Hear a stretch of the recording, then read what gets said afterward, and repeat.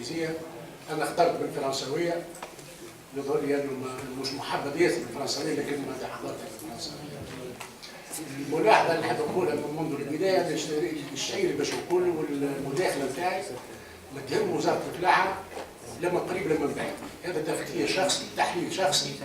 انا مهندس عام بوزاره الفلاحه، اجرو ايكونوميست، عندي اكثر من 35 سنه خبره، وبالتالي معناتها التحليل اللي باش نقدمها توا والاقتراحات اللي نقدمها هي اقتراحات شخصيه بتم وزاره الفلاحه لما قريب لما بعيد. وانا مازلت نشتغل في وزاره الفلاحه مانيش تقبلها. نعم مش قابل الوزاره نتاعك. لا معناتها التقديم مش باسم وزاره الفلاحه، مي نونجاج با لو مينيستير دو لابريكولتور حتى تكون الامور واضحه. هذا الشيء اللي باش تسمعوه غير لا مفضل قاعد قدمنا حوايج لا كونفيزيون الكوميونيكاسيون اللي حضرتها ممكن تختلف شويه على مجال معناتها في البرنامج. فهمنا مسعى الجليل هي سميناها لا بوليتيك اغريكول اي لا سيكوريتي اليمونتير. المداخله فيها دو بارتي. لا بروميير بارتي concerne une rétrospective sur les politiques agricoles. Un petit rappel sur la politique agricole. La rétrospective rappelle les politiques agricoles depuis l'indépendance, très brièvement, les fondements de la politique agricole depuis les 30 dernières années, les principaux indicateurs du secteur, c'est-à-dire les résultats de cette politique donnée depuis 30 ans, puis un résumé sur les performances et les limites de cette politique. La deuxième partie concerne essentiellement les enjeux et les défis, parce qu'il y a de nouveaux enjeux et de nouveaux défis, et quelques axes et éléments pour améliorer la sécurité alimentaire. Commençons par le rappel des politiques agricoles. Nous avons la politique agricole tunisienne a connu des évolutions dans le temps. Je l'ai divisée en 4 périodes. La période 56-62, elle était caractérisée par une agriculture extensive, essentiellement de subsistance, avec en face une agriculture plus intensive dans les grandes domaines. La période 62-69, tout le monde le connaît et se rappelle, surtout de notre âge, basée sur le modèle de développement socialiste, les coopératives agricoles, c'est-à-dire l'extrême opposé de ce que nous vivons actuellement. Elle est caractérisée par un début d'intensification de la production et une modernisation de l'agriculture. Il y a la mécanisation, les engrais, l'irrigation. La période 70 jusqu'au milieu des années 80, nous avons une agriculture très orientée vers le marché, mais une agriculture encore bien protégée, les licences d'importation et les droits de douane. À partir du milieu des années 80, avec le programme d'ajustement structurel d'ajustement, nous assistons à l'installation de la politique d'une agriculture très intégrée au marché et plus mondialisée. La compétitivité commence à peser, l'accord avec l'OMC et le libre-échange avec l'Union européenne. Et avec un encouragement atroce de l'investissement privé. Quels sont les fondements de la politique agricole durant les 30 dernières années? 4 éléments ont constitué une constante dans tous les plans de développement agricole. Il y a tout d'abord le développement de la production et l'amélioration de la productivité. C'était une constante depuis le milieu des années 80, c'est de développer l'agriculture et l'amélioration de la productivité pour répondre, à mon avis, à 4 objectifs. Le premier objectif, c'est de satisfaire les besoins du marché intérieur, notamment en produits de base. Le marché intérieur dans cette politique a joué un rôle très important. L'objectif 2, le deuxième objectif, c'est de consolider justement la sécurité alimentaire, qui est devenue plus prioritaire suite à la crise alimentaire 2007-2008 et 2011. La sécurité alimentaire a pris une très grande importance à partir de cette crise de 2007, non pas 2017, 2007-2008, est devenue une question de souveraineté nationale. Parce que même avec votre argent, vous ne trouvez pas des aliments sur le marché international, c'était en 2007 et 2008. Le troisième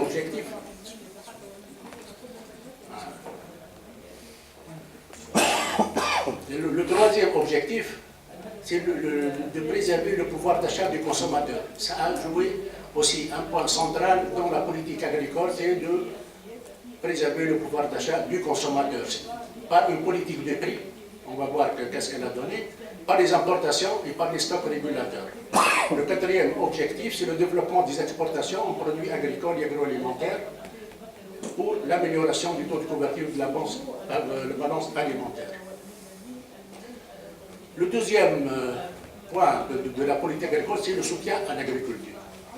Le soutien se manifeste essentiellement par la réalisation, on a vu depuis le milieu des années 80, la réalisation de projets de développement agricole, de projets de développement agricole intégrés. Il y a énormément de projets qui ont été réalisés dans les différentes régions. Il y a aussi la garantie de prix minimum pour certaines productions agricoles, comme le prix des céréales, le prix du lait, c'était aussi un soutien à l'agriculture. L'autre manière du soutien, c'est la subvention d'encouragement aux investissements.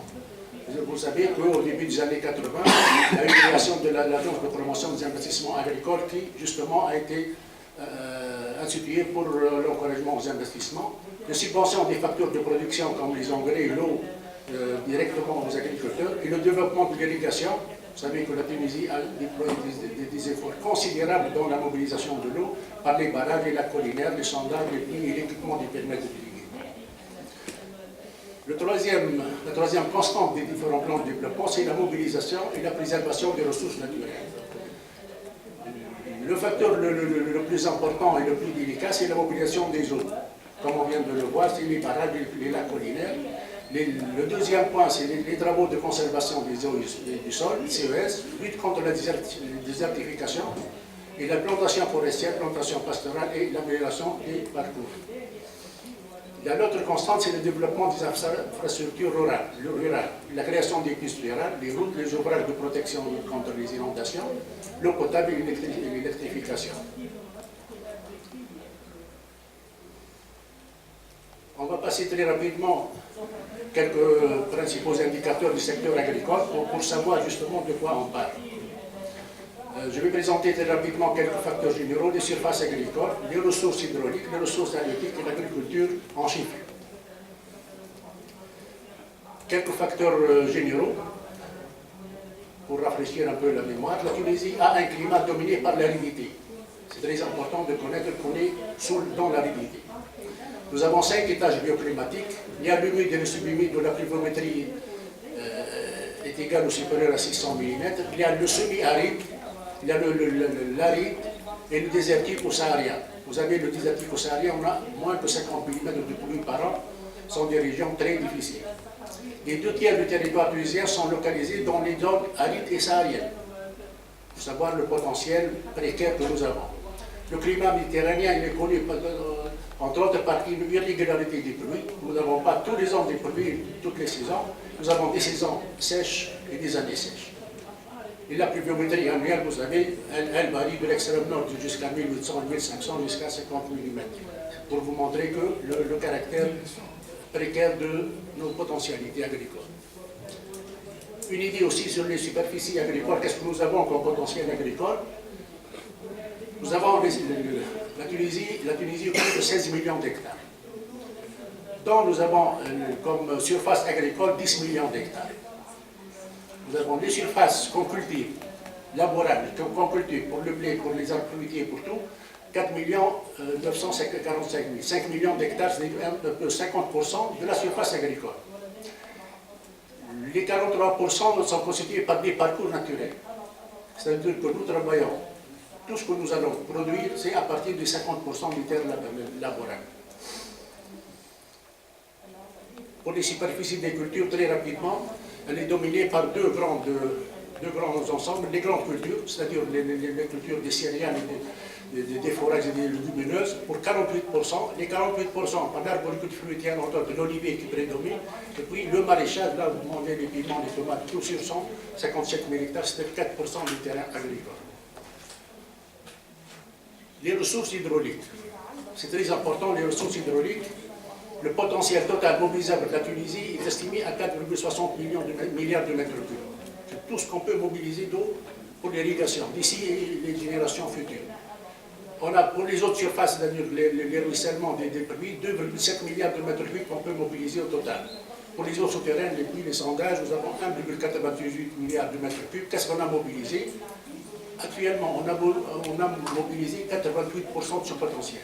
C'est-à-dire qu'il ne reste que 12% à mobiliser et on aura pratiquement à utiliser toute l'eau que nous avons pour nous et pour les générations futures jusqu'à 150 ans en avant. C'est-à-dire que nous mangeons déjà tout ce que nous avons. L'eau de surface, par les barrages, bon, c'est pas très grave, mais il faut retenir qu'on a déjà mobilisé presque tout. Les enfants de nos enfants vont vivre avec cette quantité-là. L'aspect foncier, qu'est-ce que nous avons? Le nombre d'exploitations, il est actuellement, en 2004-2005, estimé à 516 000 exploitants agricoles. À comparer avec les 10 années d'avant 94-95, 417, c'est-à-dire que tous les 10 ans, pratiquement, nous avons 10% de nombre d'exploitations qui augmente. C'est-à-dire que le morcellement, il avance d'une façon très importante, 10%, c'est pas peu. Le morcellement et la petite exploitation dominent en Tunisie. Et qu'est-ce qu'on a comme périmètre irrigué? Nous avons actuellement, en 2005, le chiffre officiel, c'est 402 000 hectares. Actuellement, au maximum, nous avons 420 000 hectares. Et avec la mobilisation totale de l'eau, nous avons seulement 450 000 hectares au maximum. Les ressources halieutiques, bon, c'est pas, nous avons les côtes 1350 km avec les ports de pêche 41 pêches, c'est le chiffre de 2005 officiel. La flottille de pêche, 10 barques côtières, 10 060 tonniers, ça, c'est pas très. Nous avons la production agricole. Comment elle a évolué cette production agricole suite à la politique agricole qui a été menée? Moi, j'ai fait l'évolution depuis la décennie 60 jusqu'à la décennie actuelle qui se termine en 2009. On va prendre j'ai pris l'essentiel, quelques cultures, comme les céréales. La production a augmenté de 530 000 tonnes en moyenne pendant les 10 années 60. Actuellement, on est à 1824. Il y a un multiplicateur très important. Mais ce que je retiens ici, c'est qu'il y a une augmentation très importante au départ, 530, 965, 1145, mais les deux dernières décennies, vous avez, les années 90, on a monté à 1697 000 tonnes. La décennie de 2000, 1824, le taux d'accroissement a été, je l'ai appelé, atteindre un palier qu'on ne pourra pas facilement dépasser. Pour l'huile d'olive, exactement la même remarque. L'augmentation a été très forte et puis nous assistons à un palier. Pour les agrumes, le palier n'y est pas parce que les plantations ont été très importantes. Et pour les dattes, pour les pommes de terre, le rythme il monte encore. Pour les tomates, pour les viandes et pour le lait, l'accroissement il continue. Mais pour les deux principales cultures en Tunisie, les céréales et l'olivier, déjà le palier est atteint. Comme on a vu que le pourcentage par les grandes cultures, c'est 48%, et puis 48% par la culture fermière.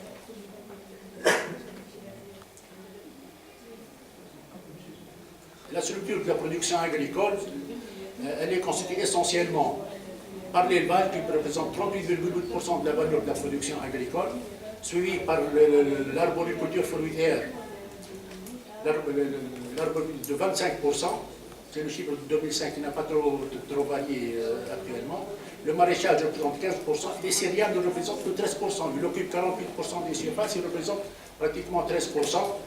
En lui ajoutant quelque chose avec l'élevage qui est intégré, mais ça n'empêche qu'il occupe beaucoup de place, mais il ne participe pas beaucoup dans les céréales n'offrent que 13%. La valeur de la production agricole en 2009, c'est 3 436 milliards de dinars. En 2007, 32,76. Maintenant, la contribution de la production agricole au produit intérieur brut. Les chiffres jusqu'à 90, nous avons la moyenne 2001-2005. Elle participe pour 12,1% en moyenne dans le PIB national.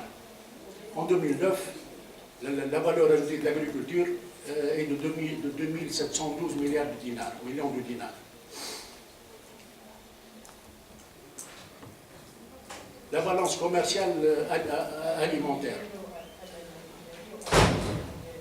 Si on a remonté jusqu'aux années 60, la moyenne de la décennie 60, nous avons un solde import-export positif de 7,2, alors qu'à partir des années 90, nous avons un solde négatif qui va en augmentant, avec un chiffre, je ne sais pas un record, mais après peut-être qu'il a encore augmenté ces dernières années. Pour vous dire que j'ai expliqué, je n'ai pas voulu prendre les chiffres des 3 dernières années de la Révolution parce que la situation, je considère que je ne peux pas me baser sur ces chiffres parce que la situation n'est pas stable. On peut se tromper en basant sur ces chiffres-là, mais j'ai pris les chiffres juste avant la Révolution où la situation était plus stable. Actuellement, le déficit en 2008 était de 748 millions d'euros, ce qui est très important, et le taux de couverture n'est que de 71,2%, alors qu'il était dans les années 60, 133,9%, c'est-à-dire positif, et les années 90 et début des années 2000, il était à 82%.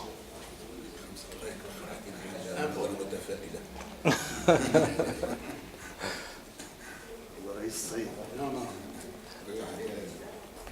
Alors non, ce qu'il dit, كنت تعطينا نظرة متفائلة في الخمس دقائق الأخيرة. Je dirais qu'on a évolué beaucoup.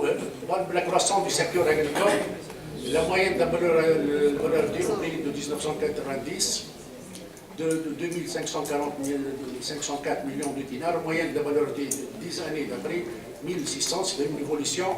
En moyenne, le secteur agricole a connu une croissance moyenne annuelle de 3%, ce qui n'est pas négligeable vu les performances et les limites de la politique. Non, parce que c'est un peu long. Je ne savais même pas combien j'avais de temps.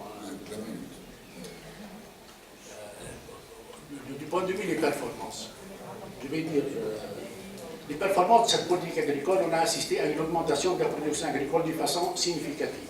Les céréales ont augmenté de 252% par rapport aux années 60 et 64% par rapport aux années 80. L'huile d'olive a augmenté de 140% par rapport aux années 60 et 42% par rapport aux années 80. Le lait, il a augmenté de 460% par rapport aux années 70 et de 122% par rapport aux années 90. Les viandes rouges, de 188% par rapport aux années 60 et 60% par rapport aux années 80. Il y a une augmentation significative de la valeur des exportations agricoles aussi. Il y a une augmentation de 1000% par rapport aux années 80, une augmentation de 240% par rapport aux années 90, 112% par rapport aux années 80. Ce sont des chiffres importants. On a aussi une augmentation de la valeur ajoutée de l'agriculture de 50% entre 77 et 86, 77-86 et 2001-2009. C'est-à-dire que la valeur ajoutée est en augmentation, malgré les limites maintenant. Les limites sont multiples aussi. Certaines productions ayant une relation directe avec la sécurité alimentaire et la balance commerciale alimentaire semblent atteindre le palier supérieur.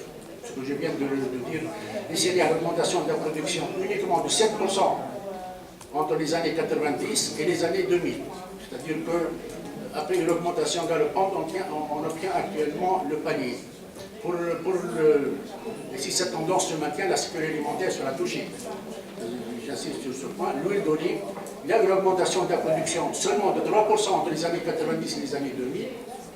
La même remarque. Les ressources naturelles, nous avons presque totalement mobilisé les eaux, avec risque de dégradation de la qualité, parce que la salinisation, ça avance tous les ans, et le tarissement de certaines nappes.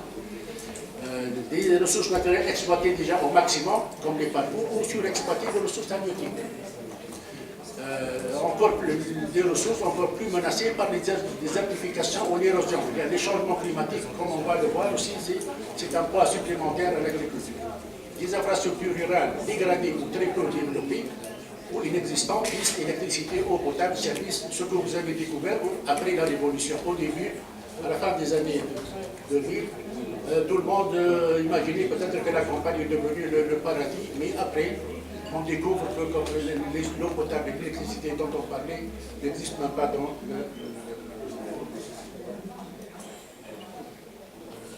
D'autre part, nous avons une situation foncière encore plus précaire, un morcellement de plus en plus important, non encore assaini, il y a les terres collectives et l'envahissement par le bâtiment malgré la loi de protection des terres agricoles.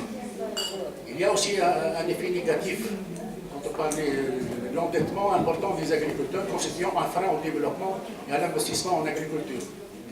Vous savez que le problème d'endettement de l'agriculture pose énormément de problèmes. Il a été en partie, en très petite partie, solutionné au cours de la loi de finances actuelle. une politique des prix inadaptée, souvent en défaveur de la production, et ne prend pas en considération le revenu du producteur, mais plutôt la protection du consommateur. En ce qui concerne les perspectives, on n'a pas atteint le sujet. Non, parce que ce qui vient après, c'est justement L'essentiel. les conséquences du début. Hein. Les enjeux, les défis, la politique agricole, quelques axes. Il y a deux défis majeurs. Le premier défi, c'est d'assurer la sécurité alimentaire du pays. Dans trois contextes. Dans un contexte national caractérisé d'une part par des besoins alimentaires croissants, la population va augmenter, par conséquent les besoins vont augmenter. D'autre part par des ressources naturelles exploitées déjà au maximum ou surexploitées.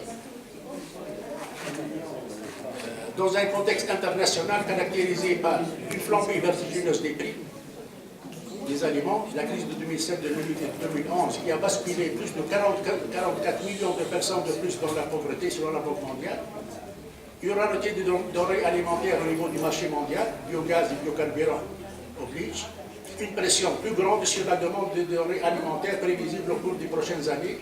Selon la Banque mondiale, il faut augmenter la production alimentaire de 70% pour nourrir une population mondiale de 9 milliards durant les 50 dernières prochaines années. Ce sont des défis majeurs. Même au niveau mondial, vous pouvez avoir de l'argent, vous ne trouvez pas pour acheter de la nourriture. Dans un contexte planétaire aussi caractérisé par des changements climatiques menaçant encore plus l'activité agricole et la production. Selon la Banque mondiale, il pourrait baisser la production de 16% dans le monde et de 28% en Afrique en 50 ans.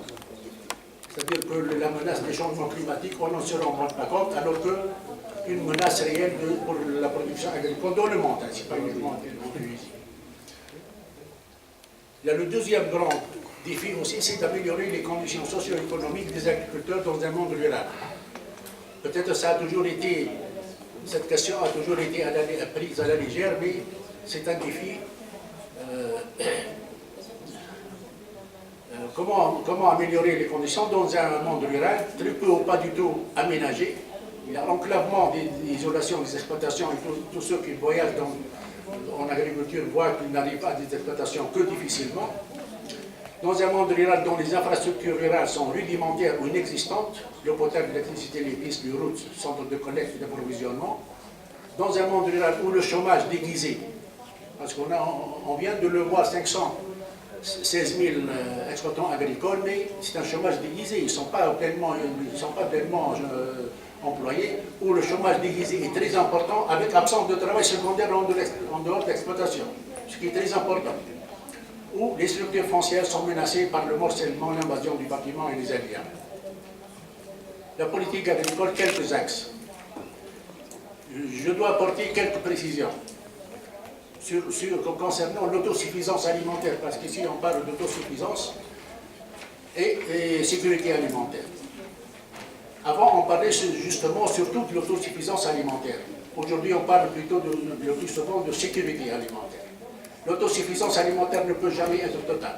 Il n'y a aucun pays dans le monde qui se suffit à lui-même. Il y a toujours un besoin de l'extérieur. L'autosuffisance ne se justifie pas souvent, car son coût peut s'avérer excessif, ou encore les aléas peuvent le rendre très aléatoire. Vous pouvez faire tous les efforts du monde, mais les aléas climatiques ne vous laissent pas la chance de produire tout ce que vous voulez. La sécurité alimentaire, c'est la couverture minimale des besoins par la production nationale, surtout les produits de base, céréales, huile, les viandes. La sécurité alimentaire signifie aussi la sauvegarde et la protection des aliments, ça fait une branche de la sécurité alimentaire, la régularité de l'offre, c'est aussi de la sécurité alimentaire en aliments, et les équilibres permanents entre offre et besoin. On confond souvent entre autosuffisance et sécurité alimentaire. L'amélioration de la sécurité alimentaire doit reposer sur une politique agricole qui prend en considération les axes et les éléments suivants. Améliorer sensiblement et durablement la production agricole, notamment des produits de base, pour garantir la plus grande partie des besoins alimentaires par une production locale plus sécurisée et par l'amélioration des rendements, essentiellement parce que vous savez que le potentiel productif que nous avons, je l'ai bien présenté, il ne changera pas. Sinon, il va reculer encore un peu plus par les changements climatiques. Donc il y a un danger pour garantir la plus grande partie des besoins alimentaires par les productions locales et l'amélioration des rendements des cultures vu les ressources limitées du pays. Et ce par une politique incitative des prix céréaliers tenant compte du différentiel de potentiel entre les régions de production et l'évolution des prix des facteurs. Aujourd'hui, les prix des céréales sont horizontaux. Vous vendez votre blé exactement de la même façon. Celui qui produit 50 quintaux à l'hectare et celui qui produit naturellement que 10 quintaux à l'hectare, parce que le gradient entre les régions il est naturel. Même si vous donnez tout ce que vous voulez dans la région où là où vous avez une moyenne de 10, vous n'arriverez jamais à 50, parce que le gradient pluviométrique vous met en difficulté. Donc, il doit y avoir une politique de prix incitative et qui tient compte encore des régions. L'instauration d'une politique de revenu des producteurs. Aujourd'hui, on ne sait pas quel est le revenu de l'agriculteur. Personne n'en parle, même en termes de prix d'un quintal. Celui-ci, il produit 10 quintaux par an, il a 10,65, 650 dinars par an. Alors que le revenu, on n'a aucune idée. Il y a le complément de salaire. Il doit y avoir instauré une politique de revenu, et ça existe même en Suisse, dans les pays les plus riches. Il y a une donation à certains agriculteurs, certains franges d'agriculteurs, complément de salaire, travail partiel hors exploitation.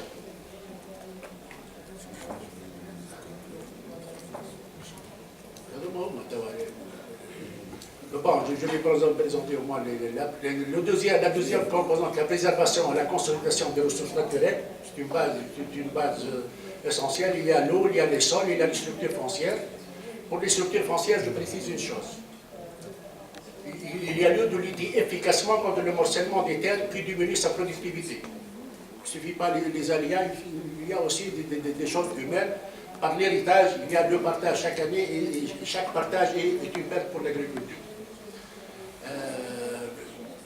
On peut imaginer une politique nouvelle de remembrement à caractère économique. Actuellement, tout ce qui est morcellement, tout ce qui est remembrement n'a pas un caractère économique. Pour faire tendre les structures agraires vers des SMER, on a appelé SMER, surface minimum d'exploitation viable. Il faut que les exploitations soient viables pour que ce soit économiquement viable. Il y a l'atténuation des retombées néfastes des changements climatiques. Il faut investir dans les changements climatiques, dans la lutte contre les changements climatiques, et c'est très important.